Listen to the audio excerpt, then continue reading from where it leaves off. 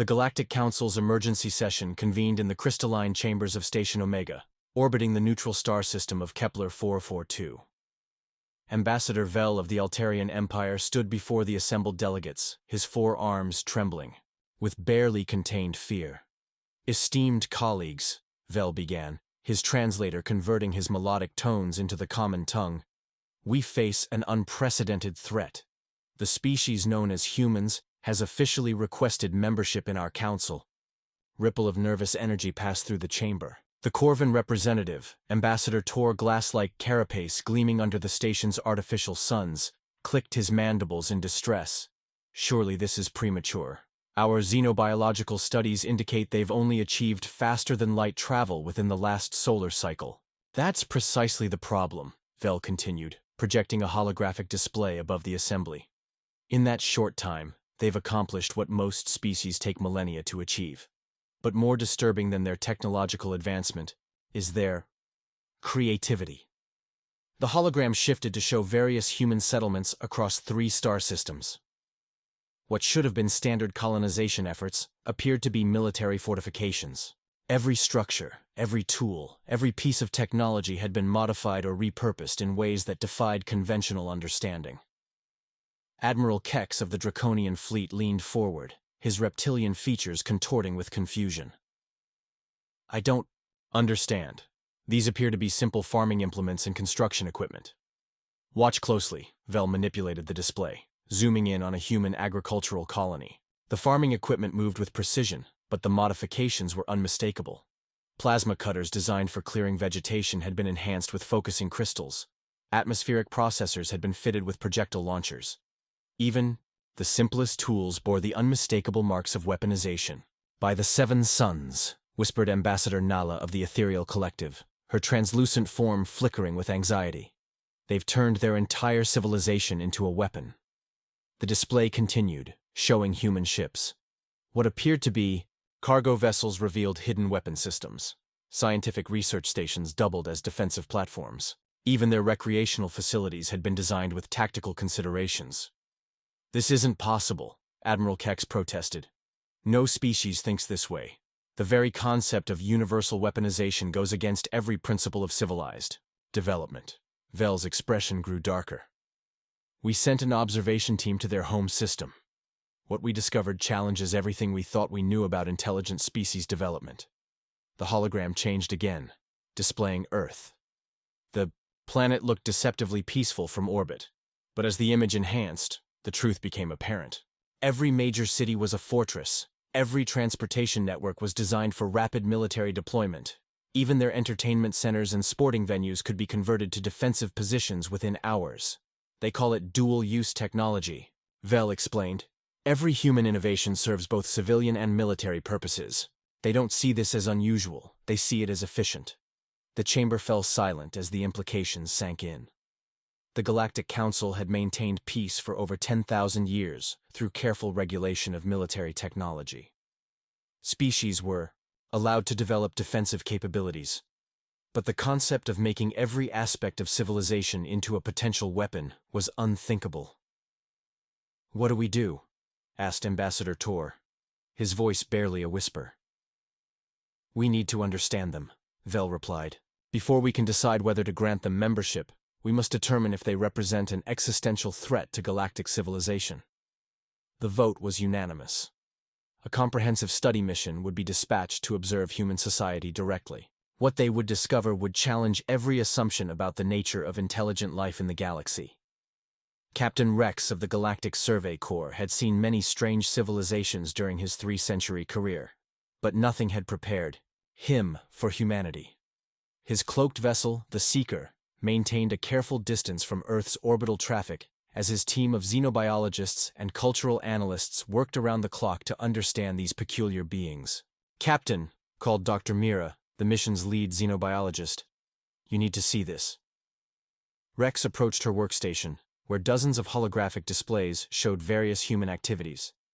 What he saw defied logic. "They're using food preparation, equipment as weapons," Dr. Mira explained, highlighting a recording from a human military training facility. "Kitchen knives, meat tenderizers, even cooking fires. They've systematized the weaponization of basic survival tools. Surely this is specialized military training, Rex suggested hopefully. No, sir. This appears to be standard education. Human children are taught these techniques alongside mathematics and literature. Dr. Mira switched to another display showing human schools. They call it survival training and practical skills development. Lieutenant Bow, the mission's tactical analyst, looked up from his station with wide eyes. Captain, I've been analyzing their transportation systems. Every human vehicle is designed to be used as a weapon. Their personal conveyances can ram targets. Their construction equipment can demolish fortifications, and their aircraft can be converted to bombers with minimal modification. That's not the strangest part, added Dr. Lux, the cultural specialist. They don't see this as militaristic. They view it as being prepared and thinking outside the box. It's so ingrained in their psychology that they don't even recognize it as unusual. Rex rubbed his scaled forehead in frustration. Show me their military installations. Surely their actual weapons are kept separate from civilian areas. The displays changed to show human military bases. What Rex saw made his blood run cold. The humans had taken the concept of fortification to absurd extremes. Every building could function as a bunker. Every vehicle could serve as a weapons platform. Even decorative elements like flagpoles and statues had been designed with defensive capabilities. They've militarized their art, Dr. Mira whispered. Look at this sculpture in their capital city. It's aesthetically pleasing, but it also serves as a defensive position with clear fields of fire in all directions. And their recreational activities, Lieutenant Bow added, pulling up recordings of human sports. They've turned physical fitness into combat training. Their games are actually tactical simulations. Even their entertainment media serves as strategy education. Rex watched in horrified fascination as humans engaged in activities they called sports. What other species would consider leisure activities, humans had transformed into training for combat situations. Their games involved strategy, physical combat, and rapid decision-making under pressure. Sir, Dr. Lux called out. I've been monitoring their communications networks. They have vast databases of information on weaponizing common objects. They share this knowledge freely and treat it as general education. The displays showed human information networks filled with guides on turning everyday objects into weapons. Pencils became stabbing implements, books became shields, even clothing could be weaponized. The humans had created an entire culture around the concept that anything could be dangerous in the right hands. This is madness, Rex muttered. No species could survive thinking this way. The paranoia alone should have driven them to extinction. That's just it, Captain, Dr. Mira replied. They're not paranoid. They're optimistic. They see this as creativity and adaptability. They take pride in their ability to find unconventional solutions to problems. And their survival rate is extraordinary, Lieutenant Bow added. Human colonies in hostile environments have survival rates 300% higher than galactic average. Their ability to weaponize resources makes them incredibly resilient. Rex stared at the displays showing human settlements on worlds that should have been uninhabitable. Somehow, these strange beings had turned hostile environments into advantages, using the very dangers that killed other species as tools for their own survival. We need to go deeper, Rex decided. I want to understand how they think. Schedule a covert observation mission on their homeworld. We need to see them up close. As the Seeker adjusted course for Earth, none of the crew could have imagined what they would discover about the true nature of human adaptability. Dr. Mira activated her biodisguise field as she stepped onto the surface of Earth for the first time. The holographic projector made her appear human, though she still marveled at the strange symmetry of bipedal locomotion. Her mission was simple: observe human daily life and understand their mentality. She materialized in what humans called a university, an institution dedicated to learning. Surely here, among their scholars and students, she would find the peaceful, intellectual side of humanity that must exist beneath their warlike exterior. Within hours, her assumptions were shattered. Today we'll be studying chemistry, announced Professor Davis to his class of young humans. Dr. Mira settled into the back row, her translator working overtime to decode the rapid-fire human speech. What followed was ostensibly a lesson on chemical reactions. However, Dr. Mira quickly realized that every example, Every demonstration, every principle being taught had obvious applications for creating explosives, poisons, or corrosive substances. The humans didn't seem to notice this. They absorbed the information with enthusiasm, taking notes and asking questions that only made the destructive potential more apparent. "Professor," asked a student named Jake, "if we increase the concentration of this compound, what happens to the reaction rate?" "Excellent question," the professor replied, writing calculations on the board. "The exponential increase would make the reaction much more violent. Useful for mining operations, of course." Dr. Mira's translator struggled with the concept of mining operations. Cross-referencing human databases, she discovered that mining often involved controlled explosions to break apart planetary crust. These humans were casually discussing planetary-scale demolition techniques as if they were discussing the weather. After class, she followed a group of students to what they called a physics laboratory. Here, young humans worked with energy sources that most species would consider weapons of mass destruction. Laser systems, electromagnetic fields, and particle accelerators were treated as educational tools. "Be careful with the plasma cutter," Tom warned a student named Lisa. "Remember, it can slice through a meter of steel if you're not paying attention." Tom nodded casually and continued his work, using the plasma cutter to create what appeared to be a decorative sculpture. Dr. Mira realized that humans had access to devastating weapons technology, but used it for art projects. Moving through the campus, she observed humans in their social spaces. Even their recreational activities defied comprehension. A group was engaged in something called rock climbing, which involved scaling vertical surfaces using only their natural strength and simple tools. Another group practiced martial arts, which were formalized systems of unarmed combat disguised as physical fitness.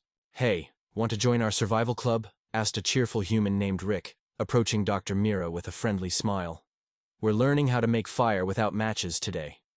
Dr. Mira accepted, curious about this survival club. What she discovered was a group of humans casually teaching each other skills that most species would consider advanced military training. They demonstrated how to create fire from seemingly nothing, how to purify water using simple materials, and how to construct shelter from environmental debris. "Next week we're covering edible plants versus poisonous ones," Rick explained enthusiastically. "And the week after, we're learning about improvised tools and weapons." "Weapons?" Dr. Mira asked, trying to keep her voice casual. "Oh, just basic stuff," Rick replied with a shrug. "You know, how to make a spear from a stick, how to use rocks as projectiles, that kind of thing. Mostly it's about being prepared for any situation." Dr. Mira's mind reeled. These humans were teaching each other weapons manufacturing as a hobby. They found it entertaining. As evening approached, she observed humans in their living spaces. Even their homes were designed with defensive considerations. Multiple exits, reinforced structures, and emergency supplies were standard features. Yet the humans didn't seem to live in fear. They were remarkably relaxed and social. "The key to good home security," she overheard one human explaining to another, "is making everything look normal while ensuring you can defend your family if needed. Most people never even notice the defensive features." Dr. Mira looked around the seemingly ordinary human dwelling and gradually began to identify the hidden defensive elements.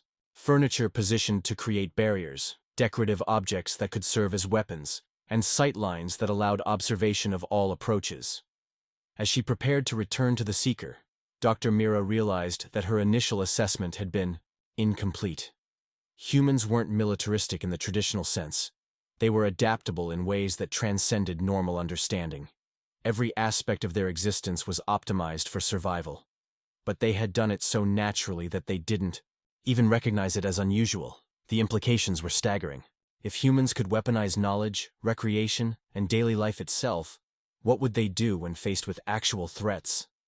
Captain Rex made a decision that would haunt him for the rest of his career.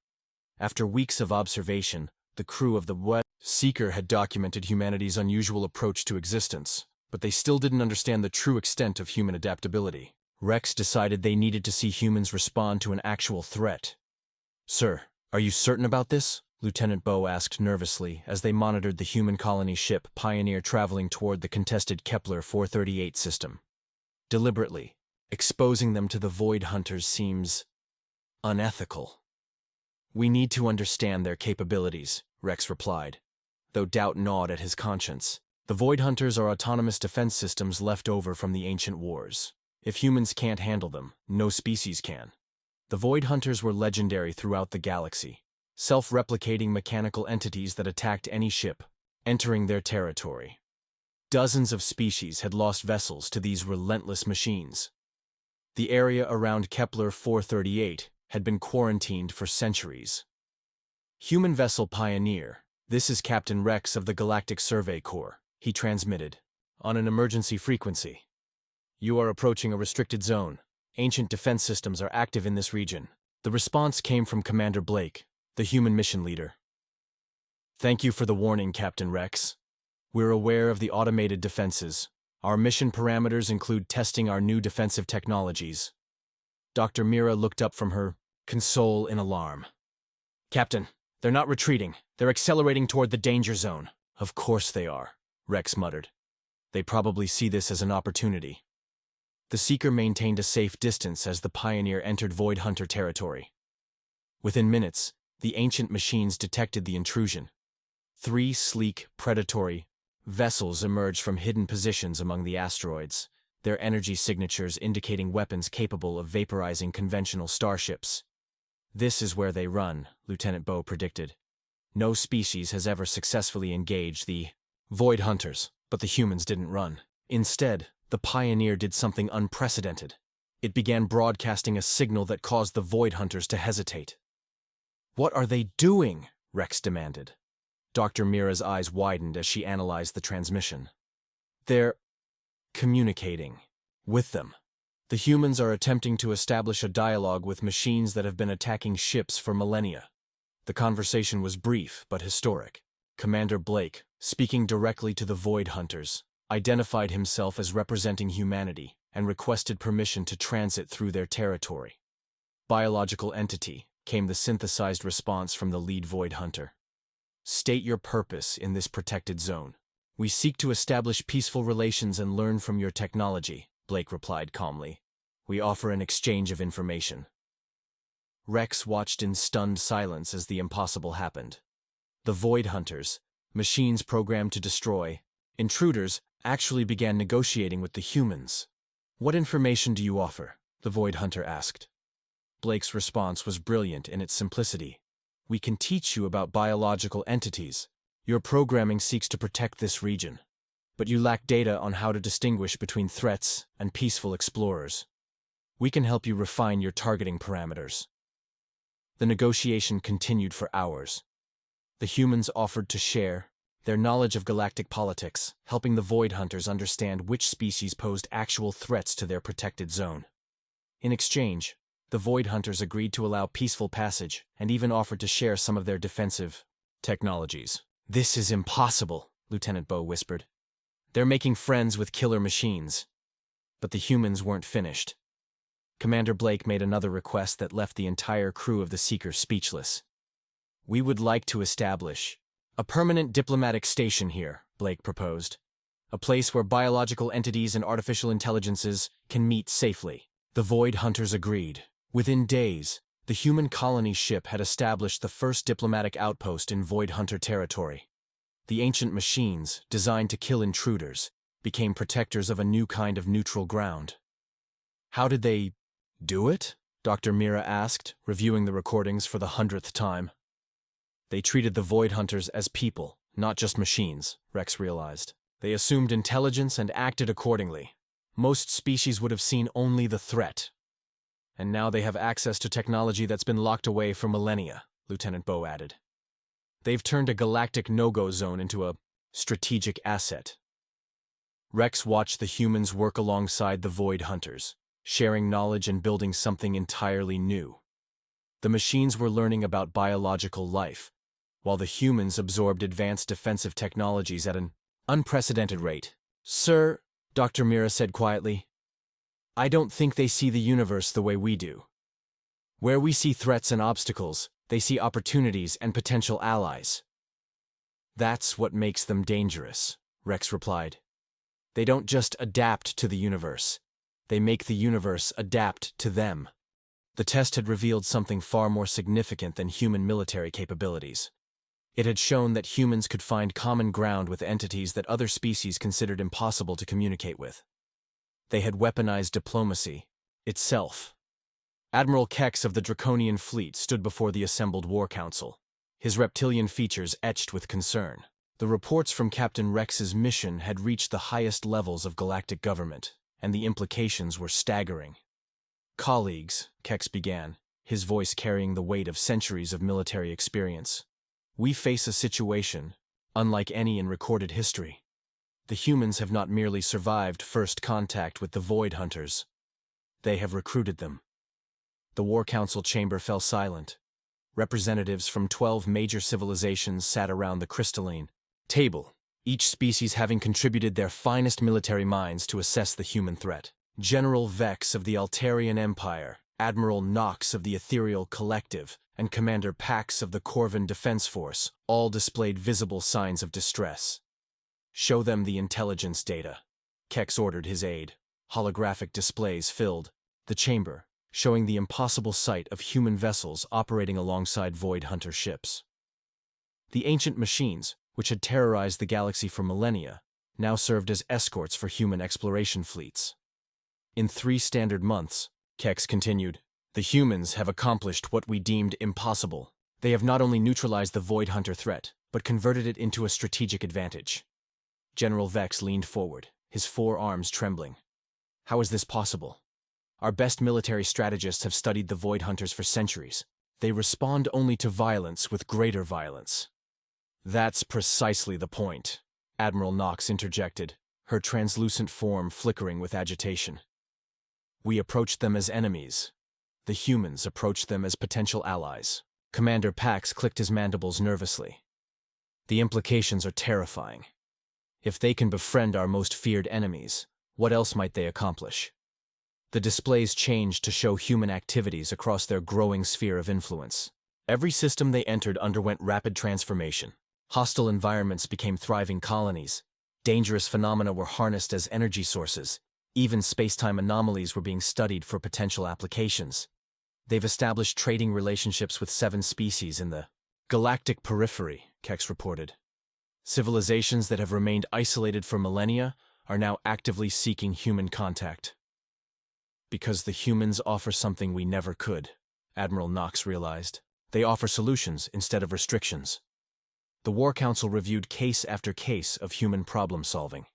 When faced with a plague on the colony world of Altair 7, humans had developed a cure using principles borrowed from both biology and mechanical engineering.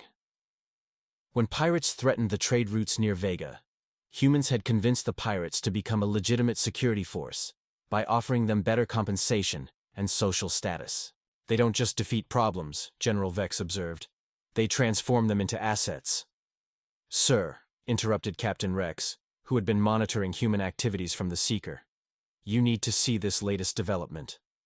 The display showed a human delegation meeting with the Nomad fleet, a collection of wandering vessels that had been considered mythical by most galactic civilizations. The Nomads were refugees from a long-dead civilization, keeping to themselves and avoiding contact with settled species.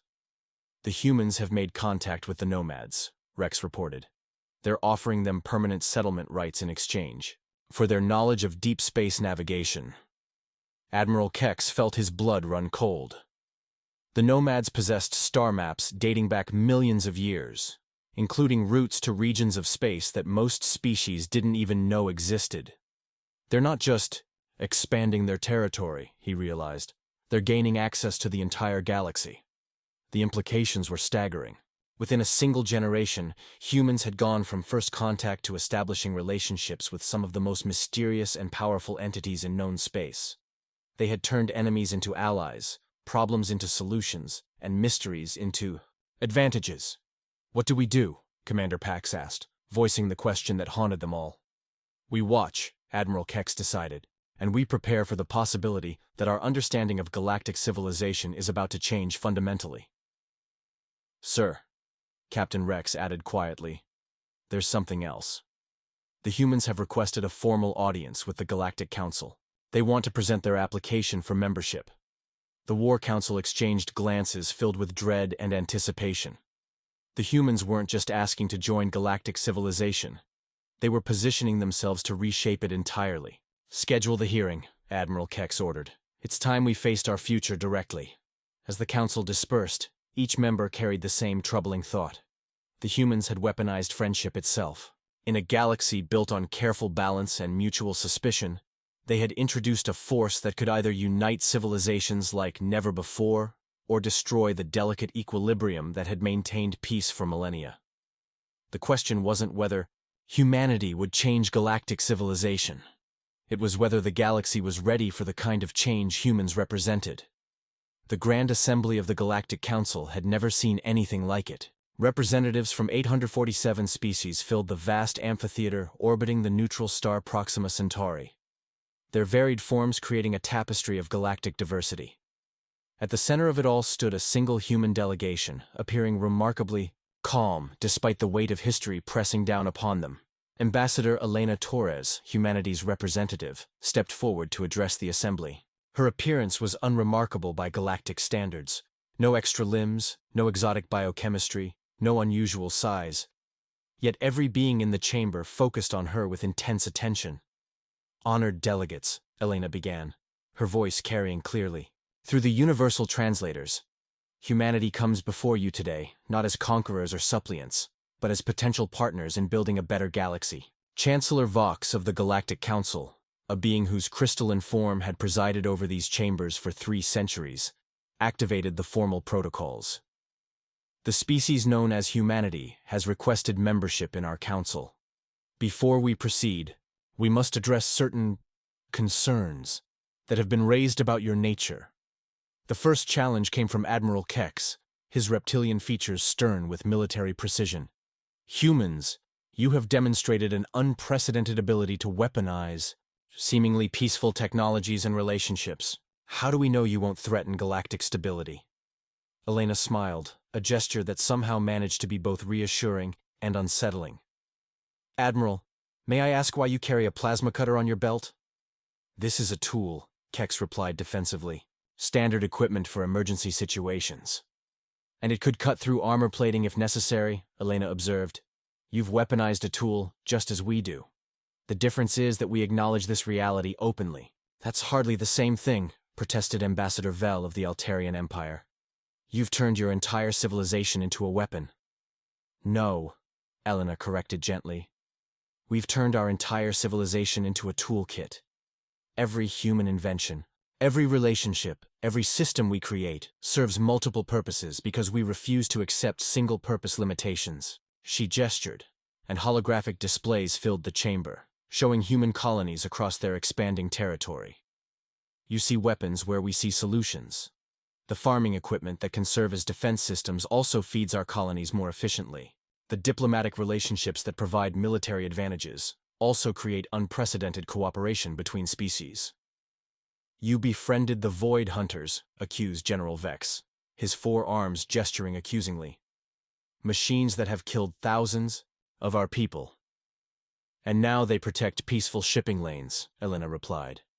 "We turned a galactic menace into a force for stability. Isn't that preferable to simply avoiding the problem?" The chamber erupted in discussion as delegates struggled to process this perspective. Chancellor Vox called for order, his crystalline form chiming with authority. "The concern," Chancellor Vox stated, "is that your species approaches every situation as a potential conflict to be won rather than a problem to be solved cooperatively." Elena's expression grew serious. "With respect, Chancellor, I believe you have that backwards. We approach every situation as a puzzle with multiple solutions. Other species see cooperation and conflict as separate approaches. We see them as different tools in the same toolkit." "Explain," demanded Commander Pax of the Corvan Defense Force. "The Nomad Fleet," Elena began, pulling up new displays. "For centuries, they've been isolated, carrying their grief and knowledge in solitude. You respected their desire for isolation, which is admirable. But we offered them something different, not integration, but partnership. They keep their independence while sharing their knowledge, and we provide them with resources and protection." "You exploited their loneliness," Admiral Knox of the Ethereal Collective accused. We offered them friendship, Elena countered. The exploitation would have been ignoring their pain and leaving them to suffer alone. The debate continued for hours, with delegates raising concern after concern about human methods. Each time, Elena responded not with denials, but with reframes that challenged the fundamental assumptions underlying their questions. The heart of the matter, Chancellor Vox finally declared, is whether humanity can be trusted with the responsibilities of galactic citizenship. Elena nodded solemnly. We understand your concerns. In your experience, species that see everything as a potential weapon eventually use those weapons. But you're missing something crucial about human nature. Which is? Chancellor Vox prompted. We don't want to rule the galaxy, Elena said simply. We want to explore it, understand it, and make it better. The reason we see potential in everything isn't because we're violent. It's because we're curious. She paused, looking around the chamber at the hundreds of species represented. You've built a civilization based on careful balance and mutual respect. It's admirable, and it's maintained peace for millennia. But it's also static. Problems that can't be solved within existing frameworks remain unsolved. Threats that can't be defeated with conventional approaches remain threats. And you believe you can solve these problems? Chancellor Vox asked.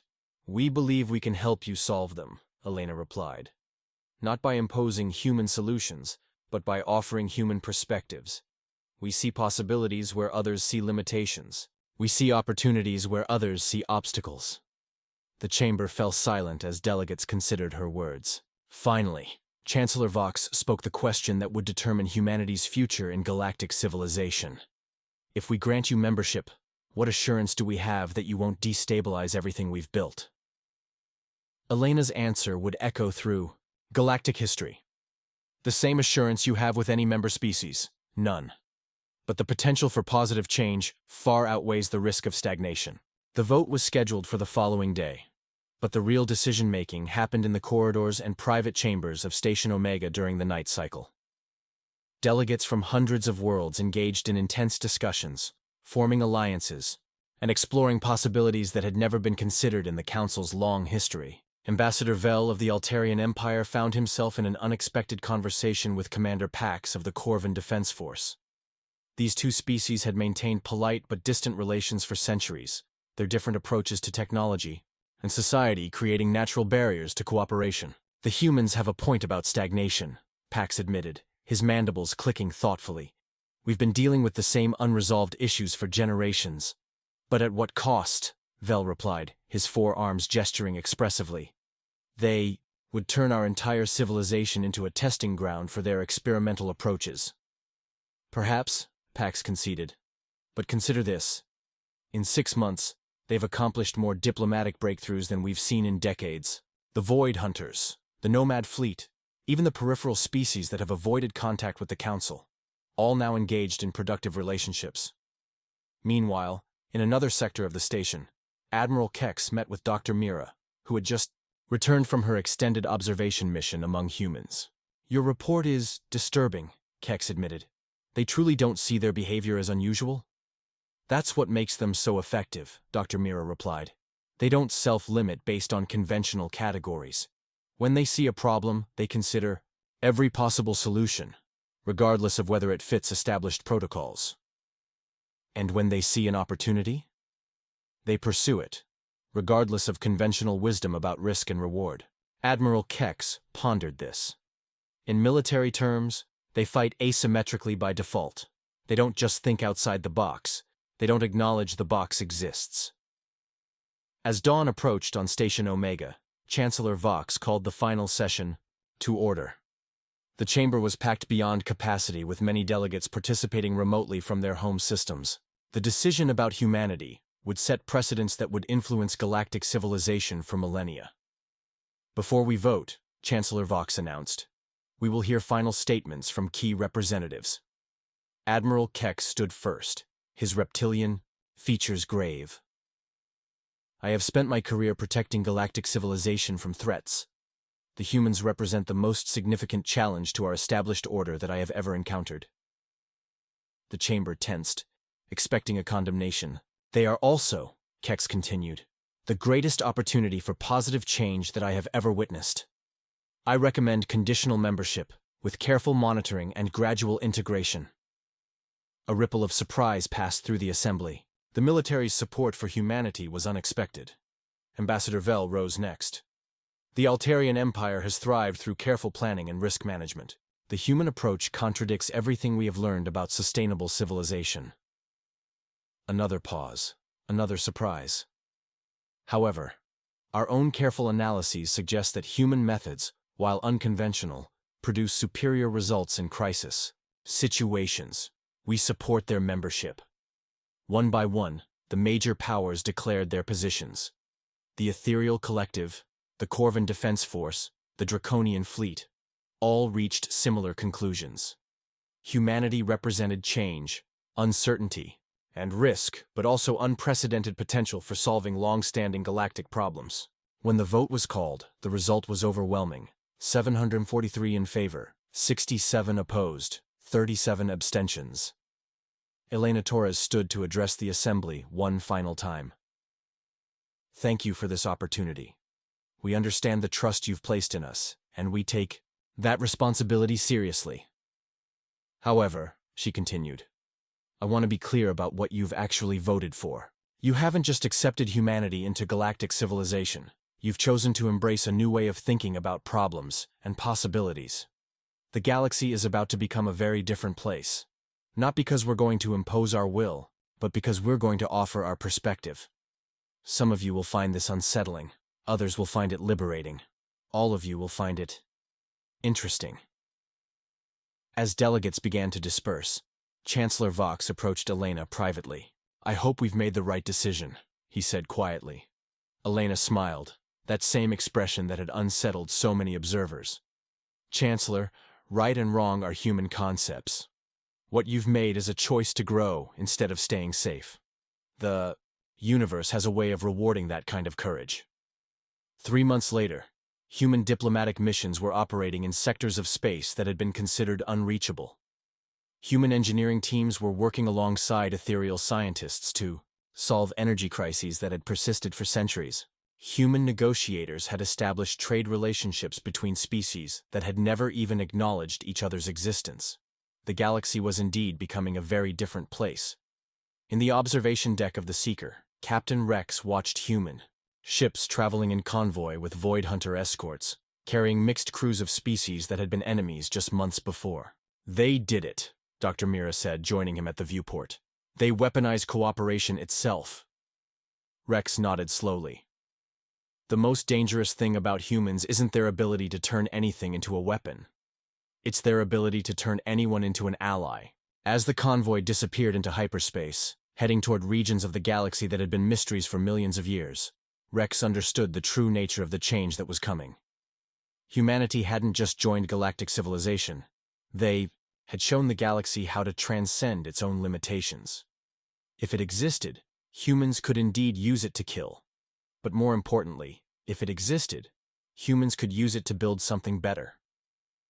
The age of human galactic civilization had begun, and the universe would never be the same. The end.